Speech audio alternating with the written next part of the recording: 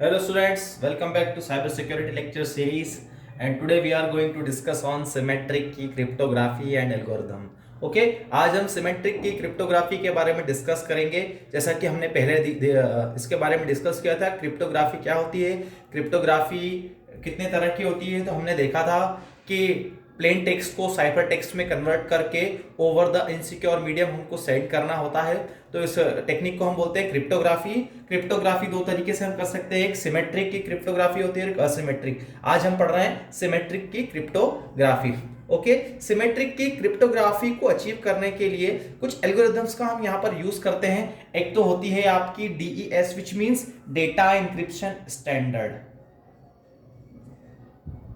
Data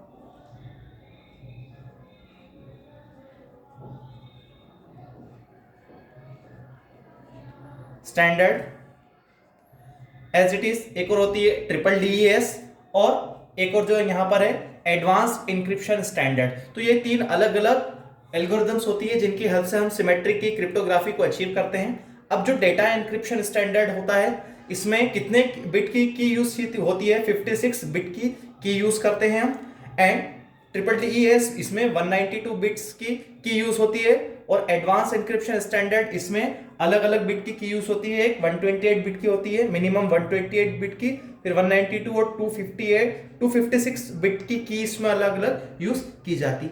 अब ये 56 bit 192 bits, इसका मतलब क्या होता है, विच मीन्स कि अगर हमने किसी मैसेज को 56 बिट की से इंक्रिप्ट कर दिया, विच मीन्स 2⁻56, मतलब कि उसको अगर हमारे प्लेन टेक्स्ट को अगर एक्सेस करना होगा या उसको समझना होगा तो उसको कम से कम को 2⁻56 इतने परम्यूटेशंस को चेक करना पड़ेगा, तब जाके वो उस मैसेज को प्रॉपरली सॉल्व कर पाएगा या उसको समझ पाएगा।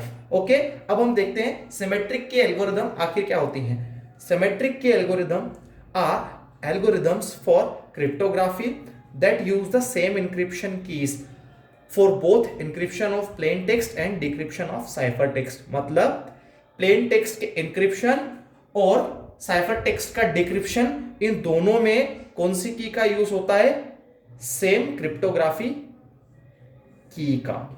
दोनों में जो क्रिप्टोग्राफी की होती है वो की कैसी होती है, सेम होती है। मतलब कि सेंडर ने अगर किसी मैसेज को इंक्रिप्ट किया, जिस की से इंक्रिप्ट किया, जो रिसीवर है वो डिक्रिप्ट करेगा, वो भी सेम की से उसको डिक्रिप्ट करेगा। अब हम जरा इस डायग्राम को समझने की कोशिश करते हैं कि किस तरह से ये वर्क करता है।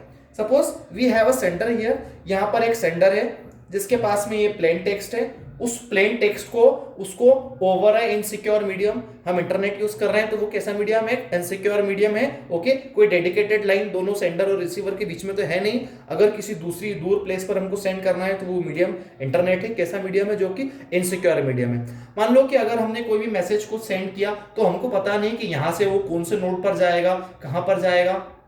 ओके, तो कोई भी उसको थर्ड पार्टी अगर उसको एक्सेस ना कर पाए, उसके लिए हम क्या करते हैं, उसको एनक्रिप्ट करते हैं। अब जो प्लेन टेक्स्ट है उसको एनक्रिप्शन एल्गोरिदम की हेल्प से हमने क्या कर दिया, उसको साइफर टेक्स्ट में कन्वर्ट कर दिया। यहां पर एनक्रिप्शन कर दिया with the help of secret की। ये सीक्रेट की हेल्प से हमने इसको एनक्रिप्ट कर दिया। After that over a unsecure medium, ये जो मैसेज होता है, अब ये मैसेज कैसे टेक्स्ट में कन्वर्ट हो गया, साइफर टेक्स्ट में। देखिए इजीली यहां पर आप उसको पढ़ नहीं पाएंगे, AUSH#L@। ओके, तो इस तरह से जो मैसेज दिखा हुआ है वो किसी भी पर्सन के लिए इजीली उसको पढ़ पाना पॉसिबल नहीं है। अब जब ये मैसेज ओवर अनसिक्योर मीडियम हम दूसरे प्लेस पर भेजते हैं, तब उस दूसरे पर्सन के पास में भी जो की होती है सेम की, उस सेम की हेल्प से वो क्या कर लेता है, उसको डिक्रिप्ट कर लेता है और वापस वो मैसेज किस में कन्वर्ट हो जाता है, प्लेन टेक्स्ट में, और पर्सन उसको फिर एक्सेस कर सकता है। मतलब कि इंक्रिप्शन भी जिस की से किया था, डिक्रिप्शन भी उसी की हेल्प से किया होगा। अब एक बात यहां पर आती है कि सेम की से इंक्रिप्शन और डिक्रिप्शन अगर हम करेंगे तो की एक्सचेंज का प्रॉब्लम होगा। इसमें सबसे बड़ा जो सिमेट्रिक की क्रिप्टोग्राफी है उसमें सबसे बड़ा जो मेन चैलेंज होता है वो क्या होता है, की एक्सचेंज का। मतलब कि आपने अगर आपके मैसेज को एक सीक्रेट की हेल्प से अगर एनक्रिप्ट कर दिया और अगर वही सेम की रिसीवर के पास में नहीं है तो वो उसको डिक्रिप्ट कैसे कर पाएगा, या उस साइफर टेक्स्ट को प्लेन टेक्स्ट में कैसे कन्वर्ट कर पाएगा। अब इसमें पहला तरीका तो ये हो सकता है कि हम इसको लॉक कर दें और उस पर्सन के पास में उसकी डुप्लीकेट की होना चाहिए। मोस्टली इस तरह की चीज होती है कि जिस की से हमने लॉक किया वो डुप्लीकेट की रिसीवर के पास में होती है, तो वो उसको इजीली एक्सेस कर सकता है। अगर हम इस केस को हटा दें तो क्या होता है कि उस केस में क्या हो सकता है कि या तो मैं लॉक करके की को मैसेज के साथ ही भेज दूं।